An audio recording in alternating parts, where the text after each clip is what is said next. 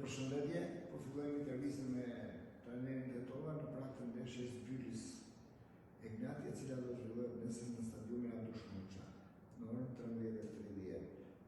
Për më shumë, pyetje për trajnerin Tetova. Profesor Tetova, si vlerësoni përballjen me Bylisin në Ballsh, një kundërshtar që po kërkon kthesë pas rezultateve të fundit? Sigurisht që mbetën një ndeshje e fortë, sepse Bylis ka treguar që në fushën e vet është një ekip shumë i fortë për të vlerësuar, por mendoj që ne do bëjmë maksimum. Egnati vjen me objektiva të qarta këtë sezon. A e konsideroni këtë ndeshje si një test të rëndësishëm për vazhdimsinë e ekipit? Çdo test është i rëndësishëm, sepse për ne është kampionat, dhe ndeshjet javë pas jave, çdo test është i rëndësishëm për ne. Të rëndësishme janë 3 pikët më shumë se çdo gjë. A jeni të kënaqur me alternativat që keni aktualisht në dispozicion për këtë ndeshje?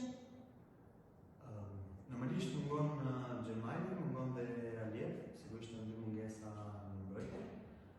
Megjithatë jam i kënaqur me çuan. Si e menaxhoni presionin që vjen nga përshpëritjet e larta ndaj Ignatia si kampione në fuqi? Nuk ka presion tek skuadra ime, ka pas asnjë moment në trajtimin tim. Për mua janë detyrat dhe ka futboll. Sa e vështirë është përgatitja për një ndeshje në Ballsh, duke ditur specifikat e fushës dhe ambientin? Sigurisht, çdo ndeshje e kampionatit ka specifikat e veta, ne vlerësojmë kundërshtarën, por do të sillen si kampion. A do të ketë rotacion në formacion apo do të mbështeteni te boshti kryesor i skuadrës?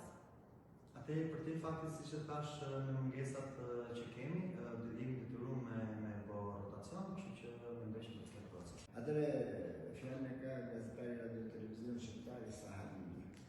Profesori referuat dy mungesat shumë të rëndësishme që në mbrojtje, siç është ajo Aliev dhe Xhemajli.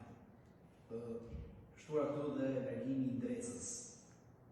A është takimi javë e vështirë për ju për përgatitjen e skuadrës që takon manovrës ofensive? Absolutisht po, sepse normalisht janë 3 lojtarë, por kemi 2